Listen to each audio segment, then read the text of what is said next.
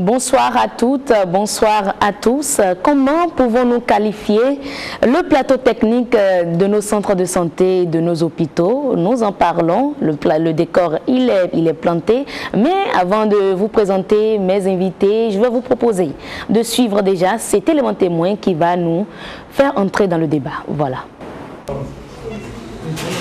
C'est ce qu'il convient d'appeler plateau technique dans un hôpital. C'est l'ensemble des équipements biomédicaux, techniques et informatiques comme les scanners, le personnel spécialisé, biologistes, laborantins, radiologues qui réalisent des examens ou analyses, puis prescrivent des soins. C'est encore l'ensemble des équipements thérapeutiques et diagnostiques d'un service hospitalier. C'est l'ensemble des matériels et des infrastructures nécessaires à la prise en charge d'un malade dans un hôpital. Cette prise en charge étant bien sûr en rapport avec les normes internationales en vigueur pour que la qualité soit de mise. À ce plateau technique, il faut ajouter les ressources humaines compétentes parce qu'il ne saurait avoir de moyens matériels qui soient judicieusement utilisés en l'absence de compétences en termes de ressources humaines. Un plateau technique, surtout opérationnel, est l'élément indispensable d'un hôpital. Lorsqu'il est moderne, il permet l'amélioration des prestations du son. Si vraiment le plateau technique est de pointe, nous sommes à l'aise dans la prise en charge des malades. Les maladies les plus difficilement diagnosticables peuvent être mises en évidence. Les soins les plus difficilement prodiguables peuvent être prodigués aux malades. Voyez-vous, quand un malade nous est référé ici parce qu'il y a un petit vaisseau qui bouche la circulation au niveau du cœur, un petit caillot donc, qui bouche, disais-je, donc, la circulation au niveau du cœur, il faut pouvoir mettre en évidence ce vaisseau-là. Et ce caillot, et vous conviendrez avec moi que ce n'est pas facile. Il faut donc disposer de moyens très très sophistiqués pour le faire. Je prends une catégorie de pathologies où nous avons 100 personnes à évacuer. On ne peut pas le faire compte tenu de ce que ça coûte. Il y a peut-être 1 ou 2 personnes qu'on pourrait évacuer et les autres vont rester sur place. Mais si nous avons sur place ici, nous avons sur place ici un plateau technique de qualité, nous aurons pu prendre en compte toutes ces 100 personnes-là. Après le séisme de 2010 en Haïti, il a été décidé la reconstruction du plateau technique du CHU de Martinique en un plateau moderne, immédiatement fonctionnel après une catastrophe naturelle. Le budget évalué pour l'intégralité de l'opération s'élevait à 169 millions d'euros, soit environ 110 milliards 695 millions de francs CFA. Au Bénin, le coût du plateau technique du projet de construction d'un hôpital de référence dit de classe internationale pourrait avoisiner le même montant. Pour avoir un plateau technique de qualité dans les hôpitaux, ça peut varier entre 5 et 10 milliards et pourquoi pas 200 milliards. Donc c'est une échelle assez large où chacun devrait pouvoir se situer en fonction naturellement des ambitions qu'on se fixe. Si je veux doter le CNHU d'une unité de prise en charge en termes de chirurgie cardiaque, bon, c'est quand même beaucoup de moyens qu'il faut y mettre. Construire un hôpital de classe internationale doté d'un plateau technique qualifié au Bénin participera sans nul doute à ennoblir les soins de santé sur le territoire béninois. Il réduira à coup sûr les évacuations sanitaires qui constituent jusque-là une grosse part du budget national. Voilà, vous avez vu avec moi ce que je peux dire, ce qu'on peut comprendre en général par plateau technique. Alors, je m'en vais présenter mes invités. Nous avons le colonel Léon Saranvoyke, il est le directeur des infrastructures, des équipements et de la maintenance au ministère de la Santé. Bonsoir Diem. Bonsoir Madame Heureuse. Nous avons également celui qui s'occupe des hôpitaux ici, au plan national, le professeur Kwasi Marcelin, voilà. Amoussou Guénou, le directeur national des hôpitaux et établissements sanitaires. Bonsoir, monsieur le directeur. Bonsoir. Ils sont avec leurs collaborateurs, mais surtout avec Hermès Bagidi, le président d'une association de consommateurs au Bénin. Il va également se présenter plus amplement au cours de l'émission. Alors déjà, monsieur le directeur, quelle lecture vous faites du plateau technique de nos hôpitaux au Bénin?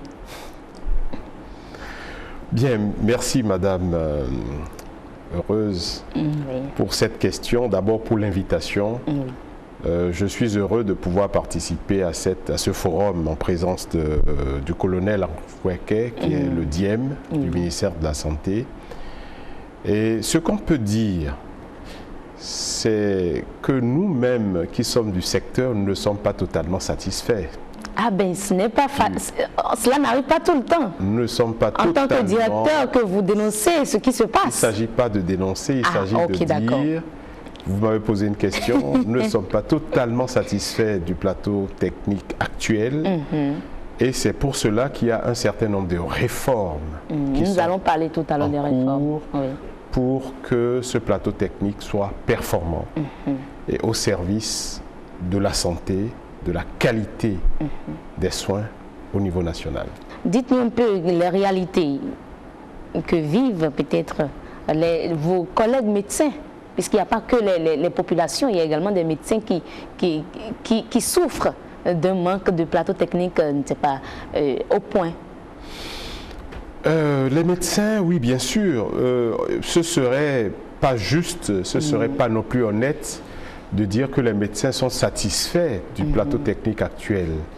Et vous le savez, il y a beaucoup de médecins qui, bien qu'étant du secteur public, ont créé des structures parallèles dans le privé pour pouvoir satisfaire leurs clients, les patients, parce qu'ils estiment que ce qu'ils ont dans le public n'est pas suffisant et satisfaisant.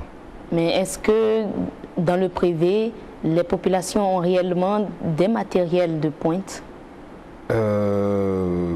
Difficile à dire. C'est pas aussi simple parce que il n'y a pas que le matériel qui compte pour la prise en charge des patients. Oui.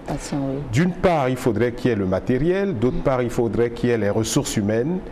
Et puis enfin, il faudrait voir l'environnement dans lequel le matériel est déployé. Tout à fait. Vous qui réalisez les infrastructures, vous qui offrez, je dirais, ou mettez à la disposition des médecins, des patients, des équipements, comment qualifiez-vous notre plateau technique? Merci Madame Heureuse. Oui.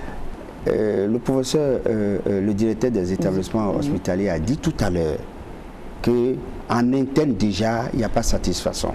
Ce n'est qu'une face. L'autre face, je dirais que le plateau technique du Bénin est tout à fait dynamique. C'est-à-dire que la situation à un instant T n'est pas la situation que l'on retrouve à un instant T+1. C'est-à-dire qu'il y a eu des efforts progressifs qui sont faits compte tenu des ressources du pays. Et je peux vous dire qu'il y a quand même 77 centres de santé communaux. Oui. Dans le pays.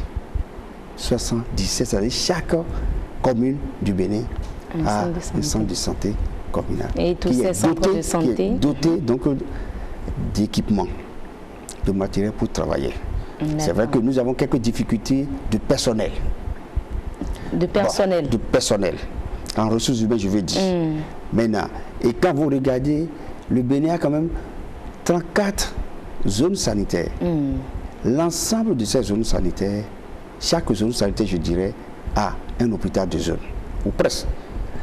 Je dirais que même si ce n'est pas conforme à une norme qui est celle d'aujourd'hui, mais la norme en vigueur... Vous reconnaissez que ce n'est pas conforme à la norme? Non, attendez. Je dis qu'il y a une norme en vigueur qui date de 2000. Alors, l'ensemble de ces formations sanitaires respectent, en tout cas le plateau technique respecte cette norme. Mais la volonté que nous avons de relever le plateau technique au Bénin a fait qu'on a bougé notre curseur. Ah bon? En termes d'exigence au niveau des normes. Donc il y a un relèvement donc, des normes et standards en matière d'équipement et d'infrastructures dans le pays. Ce qui fait que les nouveaux hôpitaux que nous sommes en train de construire ont un plateau technique nettement relevé. Nous allons revenir sur tout ça là, dans les détails. Mais déjà, c'est pourquoi je parle donc de plateau technique dynamique. Dynamique, mais... C'est-à-dire ça bouge. Ok, d'accord, nous allons revenir sur le reste après. Alors, monsieur le directeur, bon, on dit que bon, tout est dynamique. Nous sommes deux directeurs. Bon, je m'adresse au directeur national des établissements hospitaliers. Alors, alors, je dis professeur Kwasi Marcelin, c'est mieux. D'accord, alors professeur, dites-nous un peu, pourquoi alors, je dirais, est-ce un paradoxe? On dit que tout est dynamique pour satisfaire les patients, mais de l'autre côté, il faut reconnaître que, et vous avez reconnu même que les médecins se plaignent, mais également les patients se plaignent. Le président d'association nous dira peut-être cela. Pourquoi cela? Est-ce à dire qu'ils ne sont pas encore satisfaits de ce qui se fait par la direction des infrastructures, par la DIEM? Non, il ne faut pas voir ça comme ça. Il ne faut pas voir. Vous voyez, le pays n'est pas un pays, le Bénin n'est pas un pays riche.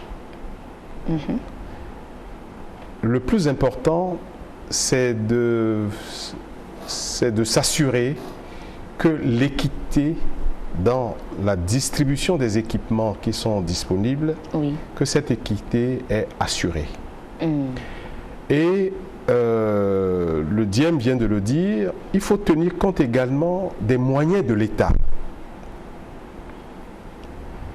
Bien entendu, il y a beaucoup de choses qui se font au Bénin sur le plan des équipements, beaucoup, sur le plan des infrastructures. Tout à fait. Et il est reconnu, il est de notoriété publique que le Bénin fait partie des pays ayant le plus grand nombre d'infrastructures au niveau national, en Afrique. Ça, mais il faut aussi voir ces infrastructures répondent-elles aux normes internationales. Mais je disais donc que la satisfaction, c'est par rapport au niveau de ces équipements-là. Alors, tantôt j'ai parlé de réforme. Oui. Vous savez qu'autrefois il y avait un seul hôpital universitaire au Bénin. Tout à fait. Aujourd'hui, il y en a 10. Et il y en a 10 depuis seulement 7 mois. Autrement dit, c'est-à-dire depuis le 25 août dernier, le gouvernement a pris la décision de passer de 1 hôpital universitaire à 10 hôpitaux universitaires, en comptant bien sûr les 2 hôpitaux militaires qui sont devenus des hôpitaux universitaires. D'accord. Pourquoi?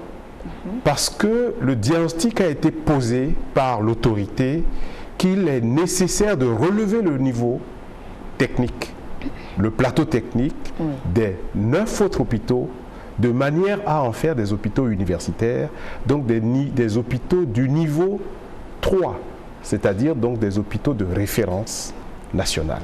Mais lorsque vous voyez les choses avec votre œil de médecin, je dirais, combien de centres de santé sont réellement bien équipés, et hôpitaux bien sûr, au Bénin? Oui, le bien équipé, c'est ça qui... Parce que je suis sûr que je ne pourrais pas poser cette question au DIEM. Non, dire bien équipé, c'est trop dire. Et c'est pour cela que je dis qu'il faut le voir en fonction des ressources de l'État. Mais je ne dis pas que cela, je dis également ce qui est en perspective. Ça a été annoncé tout à l'heure dans l'élément que nous avons suivi, puisque vous-même vous l'avez dit, il y a un hôpital de référence international qui va être construit, dont la pose de la première pierre a été faite il y a environ 3 mois, qui va être construit dans la zone dans la ZOPA. Et à proximité de cet hôpital, il va y avoir un centre de radiothérapie, de médecine nucléaire et d'oncologie. À partir de cet instant, on ne peut plus dire que rien n'est fait pour améliorer le plateau technique. On ne peut plus dire qu'on n'est pas conscient que le plateau technique n'est pas à la hauteur de ce que nous aurions souhaité. Mais il n'y a pas que ça. Si vous suivez l'actualité, vous avez dû entendre parler d'un centre de diagnostic qui va être construit à Cotonou? Bon, monsieur le directeur, nous ne sommes pas encore au niveau des projets. Nous allons parler de tout cela après. Mais déjà, Diem, dites-nous un peu, lorsqu'on prend le budget de la direction des infrastructures, des équipements, de la maintenance, combien accorder à cette direction-là pour au moins satisfaire les patients, les populations?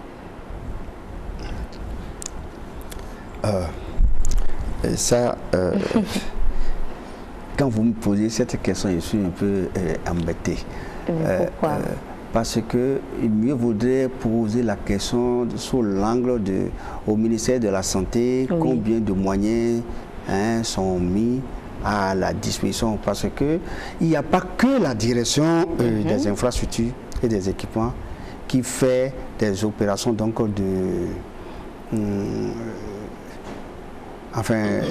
le processus de mise de dotation, voilà, des formations sanitaires. Il y a plusieurs projets, plusieurs programmes à l'intérieur donc du ministère de la Santé qui ont pour vocation donc de fournir des équipements aux formations sanitaires. La part de la direction des infrastructures, des équipements et de la maintenance, c'est d'avoir un droit de regard sur toutes ces opérations pour les rendre conformes, pour les rendre adéquates par rapport aux besoins ressentis dans les formations sanitaires. Donc globalement, je peux dire à l'intérieur de la direction des infrastructures elles-mêmes, il y a eu une enveloppe de 1 milliard environ, précisément 1 milliard 550 millions pour équiper certaines formations sanitaires. Mais lorsqu'on dit ça, on peut se dire que c'est nettement insuffisant. C'est pourquoi j'ai voulu relever le fait que à l'intérieur du ministère de la Santé, il y a plusieurs structures qui font des opérations de dotation donc d'équipement, c'est-à-dire des achats. Il y a un programme à l'intérieur de ce ministère qui s'occupe que des hôpitaux départementaux et nationaux.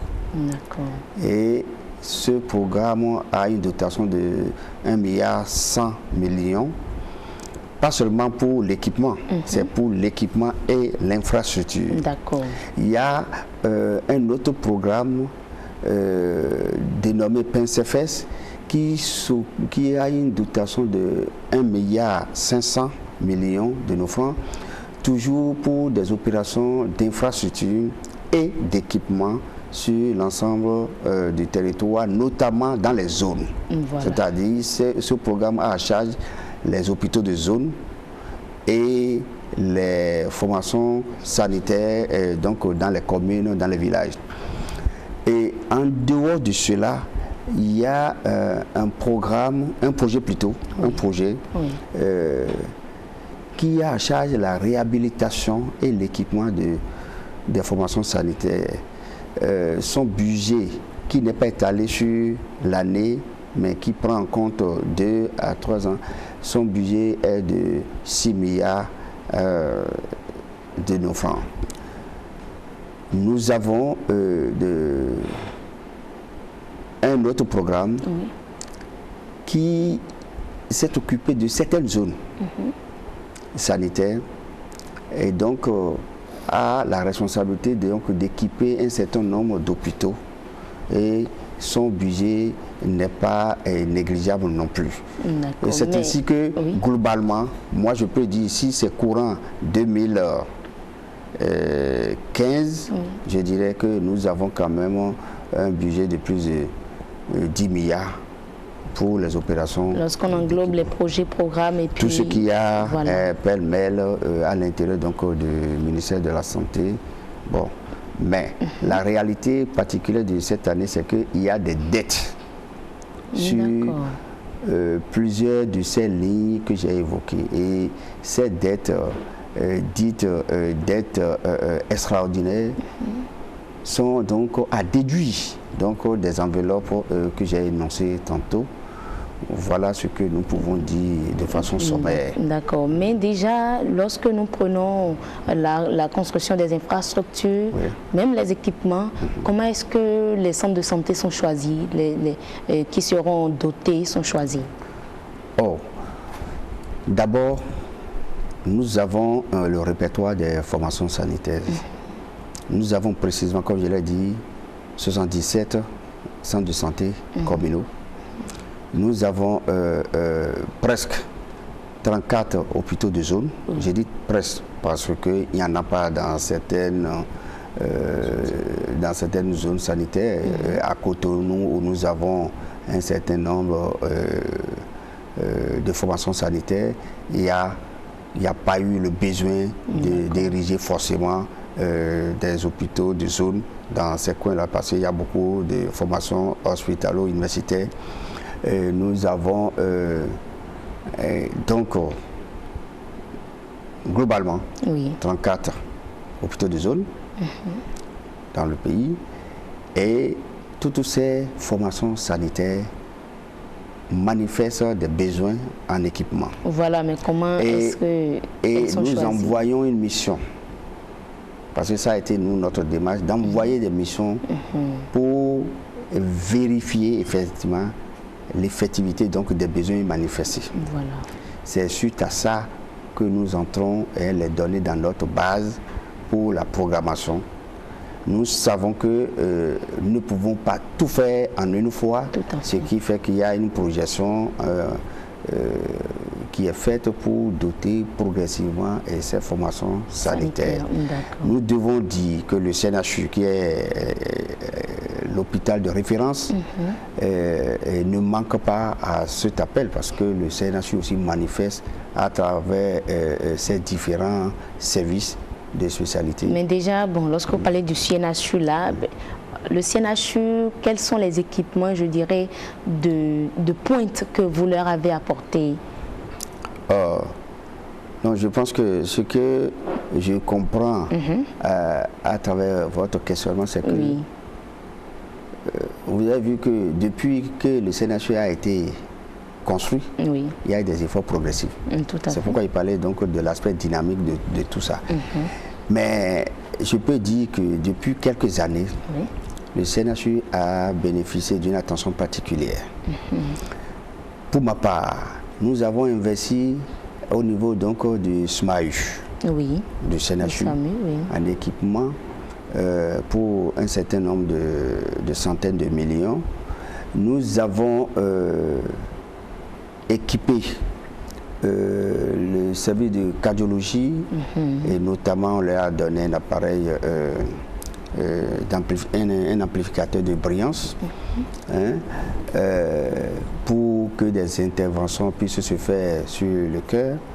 Nous les avons doté d'autres équipements dans le même service là, et nous avons renouvelé le plateau technique du service d'ophtalmologie courant 2013, et nous avons fait des achats pour le service de pédiatrie, et surtout actuellement les urgences pédiatriques qui ont été construites sur le don donc de la BOA, la BOA, la Banque africaine là. Et ces urgences ont eu des équipements pour... toujours au CNHU. Toujours au CNHU. Nous sommes intervenus encore dans le service, pour ne pas dire une bêtise. Nous avons, et c'est vrai, il faut le dire, le service de radiologie. Tout à fait. Le service de radiologie du CNHU a des appareils de radiologie mobile, des appareils de radiologie plafonniers. Et ils ont aussi des appareils de radiologie à télécommande. Ils ont des appareils de radiologie pour la mammographie. Mais est-ce que tout ce que vous leur avez apporté, mais déjà un instant, est-ce que tout ce que vous leur avez apporté, c'est réellement ce dont ils ont réellement besoin au CNHU? Alors la démarche, c'est que rien ne peut être acheté s'il n'y a pas eu la manifestation de la demande et s'il n'y a pas eu l'effectivité du besoin. Manifestation de la demande, effectivité donc du besoin. Parce qu'il y a des gens qui font de la complaisance, ils peuvent faire de la demande, mais ils ont les choses en stock. Et quand nous faisons donc nos investigations, nous constatons effectivement qu'ils en ont en stock et on n'achète pas. Donc le CNHU a eu surtout le scanner 16 barrettes. Ça, c'est pour dire comment le QC a bougé, parce que ce qu'il y avait au CNHU était à peine de, je crois, 1 ou 2 barrettes. Donc on a changé ça et c'est vrai que le CNHU a encore, il y a un droit de regard, je dirais bienveillant, sur le CNHU pour continuer à équiper le CNHU. C'est dans ce cadre que je crois qu'ils auront l'imageur à résonance magnétique. Parce que ce que nous constatons le plus souvent quand les personnes, en tout cas je dirais âgées, puisque les jeunes ne s'intéressent pas trop aux nécrologies, quand on dit décès de telle personne, on dit vous allez entendre maintenant c'est nécessairement au CNHU. Mais on espère vraiment que ces personnes-là auront satisfaction, plus d'autant de décès au CNHU. Alors, monsieur le directeur national des établissements hospitaliers, comme le disait le DIEM dans les coulisses, c'est que il est le gynécologue et vous êtes le pédiatre. C'est pas comme ça. C'est pas comme ça. Je ne dis la pas. La réalité est ceci. Quand lui il fait tout, c'est que tout vous est confié, quoi. C'est-à-dire que le gynécologue travaille pour le pédiatre. Voilà. Le fruit du travail du gynécologue, le pédiatre récupère. Donc le fruit du travail de la DIEM, du DIEM, le directeur, vers le directeur des établissements hospitaliers de soins. Et comment vous en occupez? Quand nous on construit et on équipe, lui il gère la réalité là-bas. Et c'est pourquoi il parlait tantôt donc de difficultés, parce qu'il voit plus la complexité est liée à la gestion. Laissez-le répondre aux questions, monsieur Diem. Alors, comment vous gérez, monsieur le directeur? Bon, comment on gère? D'abord, comment on met en place de nouveaux équipements pour compléter ce qu'a dit le Diem. Nous avons, au niveau de la direction des établissements hospitaliers de soins, fait l'option de faire élaborer par chaque hôpital son projet d'établissement hospitalier.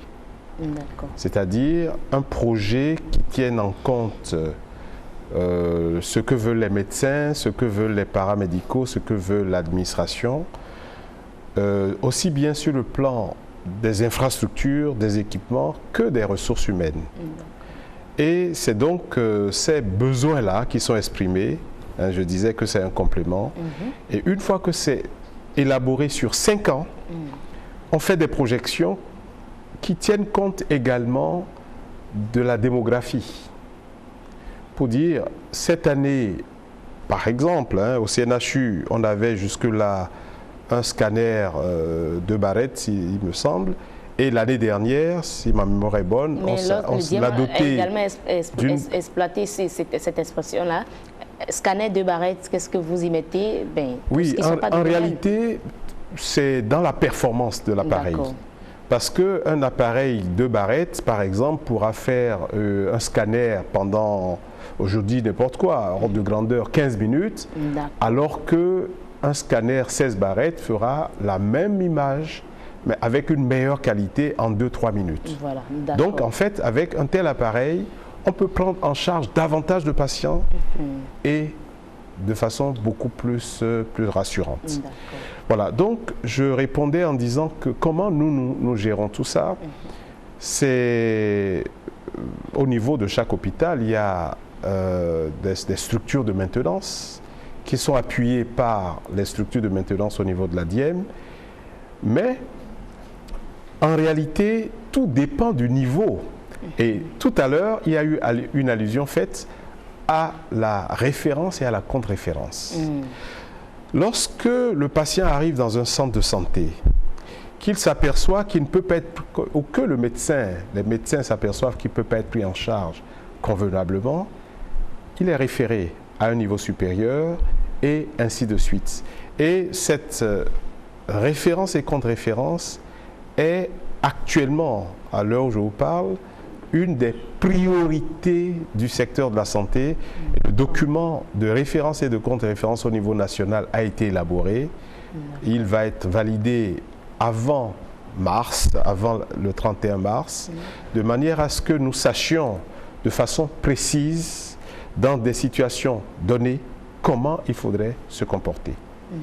D'accord. Bien entendu, cela prendra en considération les ambulances qu'il faut acquérir ou qu'il faut réhabiliter, ainsi de suite. Mais déjà, lorsque nous parlons de votre gestion des équipements, est-ce à dire que vous également, vous avez un rôle à jouer lorsque les populations se plaignent? Lui, il construit, il dote les centres de santé. Les populations se plaignent à quel sujet? On me dit il n'y a pas tel équipement, il n'y a pas, aller plutôt dans tel, ou carrément des médecins les envoient même vers des collègues dans des cliniques privées, dans les cliniques, voilà. Oui, là tout à l'heure, au début, j'ai pris des risques en vous le disant, mais c'est des risques mesurés, en vous disant que dans les hôpitaux, nous sommes conscients, les médecins également sont conscients, qu'ils n'ont pas toujours tout l'équipement requis. Mais qu'est-ce que vous faites, votre direction fait dans ce sens? Mais quand le besoin est, il faut l'exprimer. Et quand il est exprimé, il faut se tourner vers le DIEM pour que ce soit planifié et acquis. Et la planification, ça peut prendre un temps. Le DIEM vous a pas dit, mais ça, je l'oriente pour qu'il vous le dise, qu'il y a actuellement un plan d'équipement des hôpitaux qui est en cours d'élaboration et que ce plan doit se tenir, je crois, sur un certain nombre d'années, avec bien sûr à la fin de pouvoir obtenir l'accord du gouvernement pour que les acquisitions se fassent de façon planifiée sur plusieurs années. D'accord. Alors, Diem, nous n'allons pas prendre tous les centres de santé et hôpitaux au Bénin, mais quelques centres de santé et quelques hôpitaux déjà. Dites-nous, quels sont les équipements qui manquent dans ces centres de santé? C'est un peu, je dirais, un peu lourd, mais moi, quelques centres de santé. Vous me posez encore là. Mais ce que je vais vous dire, ce que je vais dire, c'est que lorsqu'on prend par exemple notre hôpital de la capitale, comment on l'appelle? Le CHDO ou Aimé Plateau, CHDO-OP. Quels sont les équipements dont ils ont réellement besoin, qu'ils n'ont pas encore? Je crois qu'ils vous ont fait également, ils vous ont fait part de leurs besoins. Comme toutes les formations sanitaires, leurs doléances sont arrivées au ministère de la Santé, et Madame le ministre nous a instruit dans ce sens. Tout ça là se trouve dans notre répertoire. Ils ont besoin d'un groupe, par exemple. Ils ont besoin d'autoclaves. Ils ont besoin, et pêle-mêle, d'autres équipements qui sont pris en charge. Et l'année passée, déjà, on leur a acheté un certain nombre de choses. Et cette année, la prise en charge donc, est de l'autoclave et du groupe électrogène. C'est déjà planifié pour être exécuté au cours de cette année. Mais ces besoins sont annoncés depuis combien de temps déjà? Le besoin. Oui. Je ne vais pas répondre à la question. Je ne vais pas répondre à la question. C'est pour connaître la durée, le nombre de temps qu'un besoin, en tout cas que vous faites. Oui. Ou en tout cas, qui se passe, en tout cas le temps qui se passe avant que les médecins, les hôpitaux aient satisfaction. Ce temps-là dépend des ressources du pays. D'accord. Ce temps, parce que la plus belle femme ne peut offrir que ce qu'elle a, vous le savez bien. Donc, les besoins arrivent, on centralise, on planifie. Regardez, il y a le programme, le projet plutôt de réhabilitation et d'équipement des formations sanitaires, qui est sous financement de la BIDC. C'est un projet qui est en cours et qui a eu du mal à vite prendre, mais maintenant ce projet a pris. Et ce projet va équiper ce CHD dont vous avez parlé au courant cette année. Donc le problème d'autoclave sera réglé. le programme, l'année passée déjà, on leur avait acheté de groupes pour essayer de les soulager, mais ils auront encore un grand groupe cette année. Ils vous entendent, hein? Bien sûr. D'accord. Moi, je suis soldat, je ne peux pas dire ce qui n'est pas. D'accord. Alors, et ils auront encore un scanner. Ils auront un scanner. Et tout ça, c'est prévu. Parce que l'objectif, c'est quoi? Je vous ai dit que le relèvement du plateau technique est dynamique. D'accord. Nous sommes conscients, comme l'a dit le directeur des établissements hospitaliers, qu'il y a des choses qui manquent par-ci, par-là.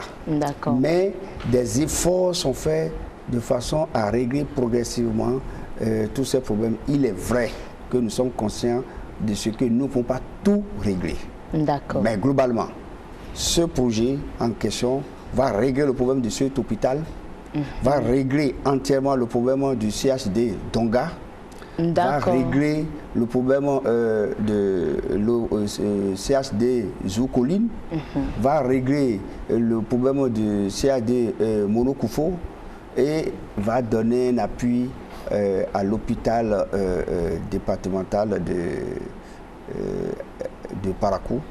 Je n'aime pas trop l'appeler CHD, je vous ai déjà dit que, parce que lui, il a déplacé son QC très loin et il s'en va être un peu comme un CHU, un CNHU, voilà. Parce que des efforts sont faits. Il y a eu l'érection de 7 bâtiments, R+1. Où? R+1, c'est-à-dire étage, au CHD Parakou. D'accord. Mais quand ça va, on va finir ça. Même le CNH va rougir. Parce que je vous ai dit 7 R+1. Mais je crois que c'est tout pour désengorger tout ce qu'il y a comme patient au CNH. On fait un grand centre dans le septentrion. Le professeur, parce que ça, c'est sous sa juridiction. On veut en faire un grand. On veut déplacer son QC de façon à ce que lui ne soit plus vu directement comme un hôpital départemental, qu'il soit vraiment du niveau en termes de référence nationale. D'accord. Je crois que nous allons donner la parole maintenant. Je dirais même qu'il est impatient d'avoir la parole depuis longtemps. Monsieur Ernest Baguidi, bonjour à vous. Je dirais bonsoir en tout cas. Voilà, présentez-vous également aux téléspectateurs. Je m'appelle Ernest Baguidi.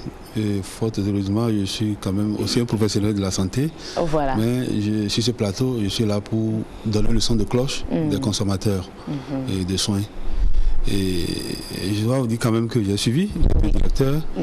Et dans le classique, je crois qu'ils ont peut-être raison, mais dans le concret, ils savent aussi qu'il y a des problèmes qui se posent. Je voudrais l'illustrer par 3 exemples. Par exemple, il suffit d'interroger d'abord le poids des évacuations sanitaires sur le budget national. Vous allez comprendre que nous avons un plateau technique sous-dimensionné. Il suffit aussi, effectivement, d'interroger une fois encore Madame la ministre pour lui demander ce qui l'a poussé à avoir cette ingéniosité. Je veux parler du Téléthon et les 120 jours pour équiper les hôpitaux. Je voudrais vous demander d'interroger les patients pour leur demander pourquoi ils sont obligés de fuir les hôpitaux publics pour aller dans les structures privées. Déjà à partir de ces 3 exemples, on peut déjà convenir de ce qu'il y a problème au niveau des plateaux techniques. L'autre chose que je voudrais ajouter, c'est vrai, quand on parle de plateau technique, il ne faut pas voir seulement le matériel, il faut voir les ressources humaines. Tout à fait. On a l'infrastructure, d'accord, mais est-ce qu'on a des infrastructures opérationnelles? Parce que quand je prends ces hôpitaux, ces centres de santé qui sont construits et qui n'ont pas de spécialistes, ça pose un problème. Vous allez voir des hôpitaux de zone qui soit n'ont pas de chirurgiens, ou bien n'ont pas de pédiatres, ou n'ont pas de gynéco. Voilà. Je crois que quand on parle de plateau technique, c'est aussi ça. Et il arrive aussi qu'on constate que les équipements ne soient pas adaptés. On a connu où il y a de cela quelques années, les structures ont été équipées, mais il y a des machines qui n'ont jamais fonctionné. Ça aussi, c'est un problème qui se pose à nous. Donc, moi, je pense que nous devons sortir un peu, effectivement, du cadre théorique et aller au concret. Les consommateurs de soins au Bénin, et je dois vous avouer, ils souffrent beaucoup. Ils souffrent beaucoup Et je suis heureux que le professeur Amadou Guénou l'ait reconnu. Au départ, je sais, il a dit, ça, je crois que sa langue l'a sûrement trahi parce que c'est pas souvent aisé. Voilà, j'étais également étonnée. Oui, bon, vous savez, quand ça commence par peser, on est obligé de lâcher. Et c'est la réalité, c'est ce que nous vivons effectivement à la base. Vous allez, on dit plateau technique, c'est vrai, il faut avoir l'équipement, mais il faut avoir le petit matériel. Je peux encore le demander, ils savent ce que les malades d'un service comme la traumatologie, c'est la vivent. Les clous, les plaques et autres, ça pose problème. Voilà des choses qui sont obligées de les ramener encore dehors. Vous allez voir où on a tellement moins de spécialistes que vous demandez un rendez-vous chez un spécialiste au CNHU, mais c'est des mois qu'on vous donne et vous êtes obligé de les retrouver en commun. Quelle est la politique qui est mise en œuvre par l'État pour qu'on envoie les jeunes en formation et qu'on ait assez de spécialistes qu'on pourra envoyer? Il y a quand même des recrutements qui se font. Il y a des recrutements, mais c'est vous dire que le problème est il est si criard que c'est même les recrutements faits. Mais je ne voudrais pas accepter. Quand on dit nous sommes un État pauvre, non, nous ne sommes pas pauvres. C'est une question de priorité. Il faut savoir orienter les priorités. Si le ministère a pris beaucoup de temps, parce que ça, c'est encore un autre péché de ce ministère où on s'accroche plus au projet, au programme. Mais les soins concrets sont délaissés. Et c'est ce qui a été fait pendant des années. Mais qu'est-ce que vous proposez en tant que président d'association? Ah oui, mais nous souhaiterions simplement que l'approche qui vient de nous décrire, qu'on reste véritablement dans cette approche. Et aussi, qu'on implique aussi les acteurs. Il y a eu effectivement un exercice qui a été fait où on a créé des structures communautaires au niveau des centres, les COGEC, ou un truc disant qui permettait effectivement aux contribuables d'avoir un regard sur la gestion des structures. Mais ça n'a pas évolué. Pourquoi? C'est encore notre histoire de copinage, de corruption qui s'est infiltrée, où eux aussi ils ont commencé à voir que les centres ont commencé à générer de l'argent et du coup on est passé au partage de gâteaux, où la rigueur qu'on devrait mettre dans cette approche où le contribuable doit participer à la gestion. Et c'est à lui d'exprimer ses besoins. Parce que je voulais déjà vous demander, mais en tant que consommateur, qu'est-ce que vous faites? Nous avons la semaine écoulée parlé des œuvres sociales pour aider l'État à satisfaire les patients pour le développement du secteur santé. Mais déjà en tant qu'association, président d'association de consommateurs, est-ce que vous mettez des stratégies en place pour accompagner? Vous savez, nous, on fait beaucoup de choses. Et quand vous êtes au ministère, par exemple, on vous dira, non, ce sur quoi on met dans l'action, cette situation de la sous-dimension du plateau technique expose les populations à bien d'autres choses que vous ne voyez pas. Ce qui se passe dans les privés. Parce que malheureusement, à défaut d'avoir un plateau technique normalisé dans le public, ceux-là, ces pseudo équipement. Oui, mais bon, les téléspectateurs diront que c'est bien de dire ce qui ne va pas, mais qu'est-ce qu'on fait pour que ça aille mieux? Il faut déjà faire le diagnostic. Il y a des choses qu'il faut, laissez-moi vous dire. Mais en tant que consommateur, c'est ce que moi je veux bien savoir. Par rapport à ce plateau technique qui ne va pas. Aujourd'hui, il y a un phénomène qui se développe. J'ai suivi, et là, on n'a pas bouclé, mais on est presque au bout, où le personnel est obligé de s'entendre pour acheter des équipements. Et ce que ça génère comme ressources, ils les mettent dans leur poche. C'est ça, une femme qui achète des échographes à l'insu du public, à l'insu du coordonnateur de zone ou bien du DDS. C'est des choses qui sont extrêmement graves. Mais ce que nous faisons, nous avons régulièrement saisi le ministre de la Santé pour lui faire part effectivement de ces situations qui préoccupent. Nous n'avons pas en tant que nous n'avons pas d'autres forces. Voilà. Mais je ne voudrais pas qu'on réduise aussi notre État à la mendicité. D'accord, merci beaucoup. Qu'il y a des ressources. Merci, le temps il est parti. Merci Ernest Baguedi. Juste là, présentez-vous très rapidement et si vous avez des questions à poser. Oui, bonjour madame la journaliste. Moi c'est Idriss Ismail Touré. Je suis juriste de formation. D'accord. Oui. Ma question que j'ai à poser va directement à mes très chers invités. Oui.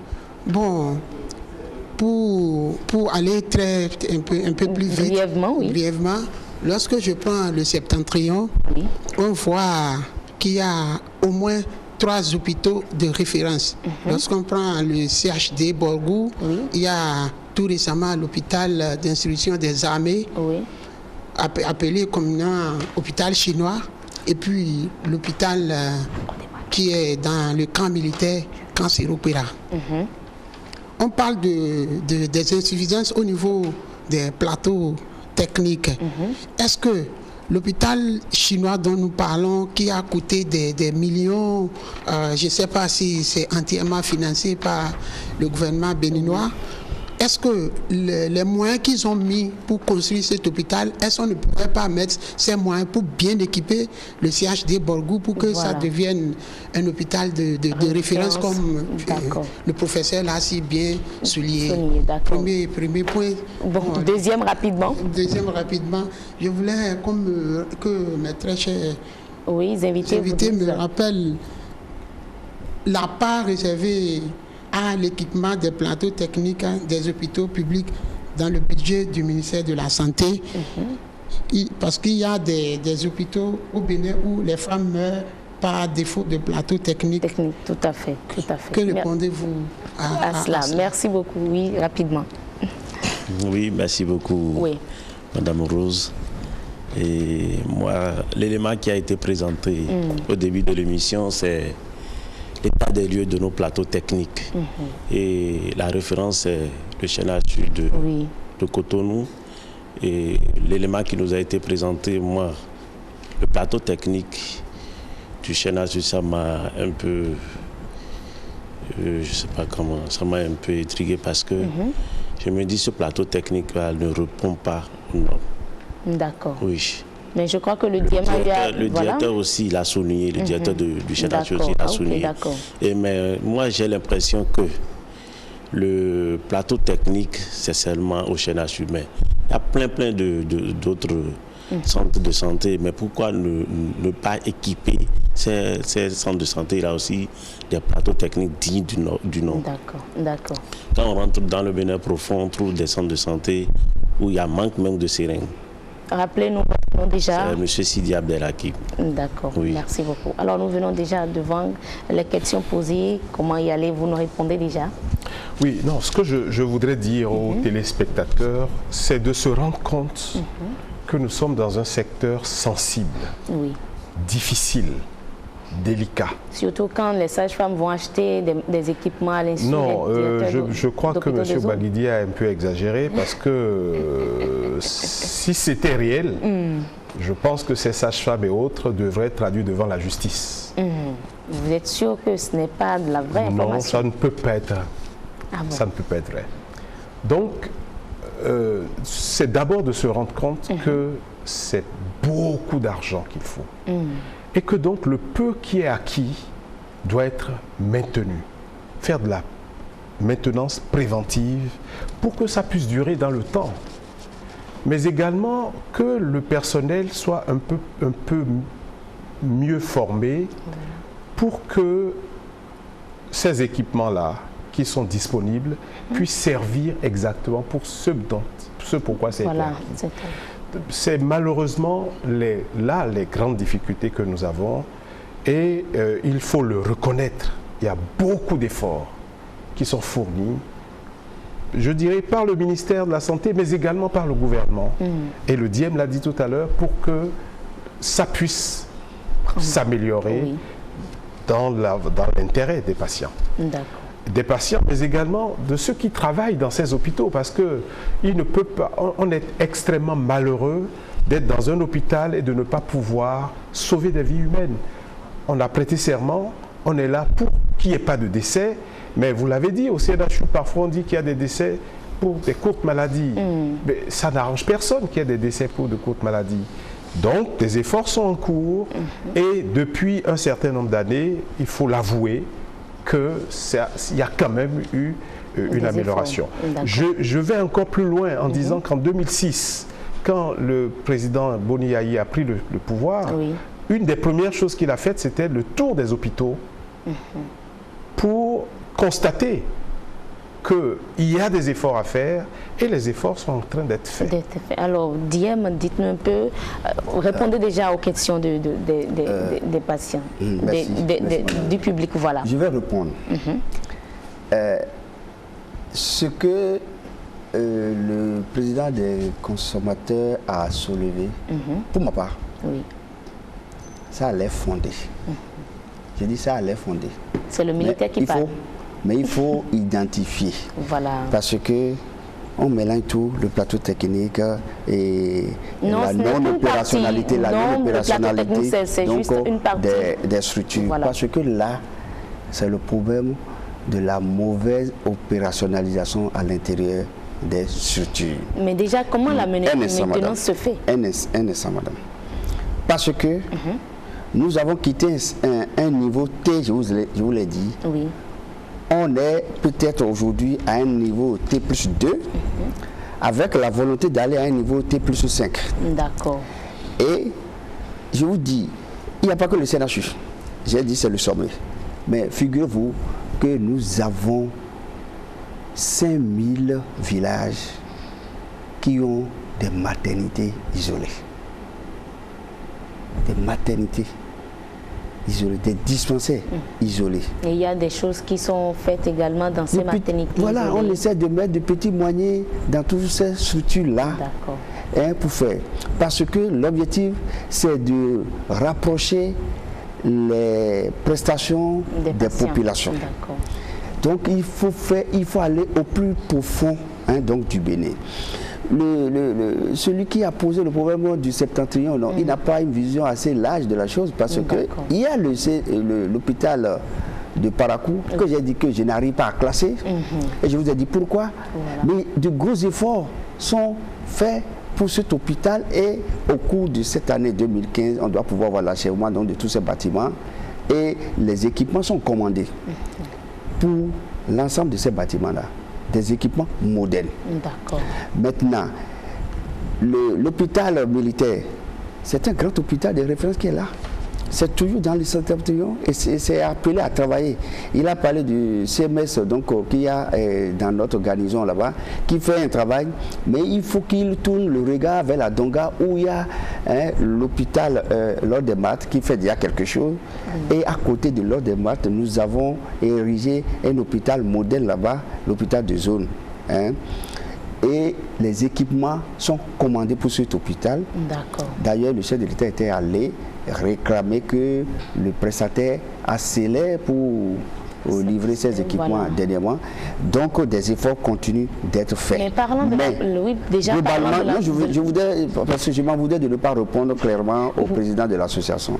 Le président de l'association des consommateurs a posé un problème clair, à mon avis, qui est le problème de la qualité dans les prestations d'une façon générale.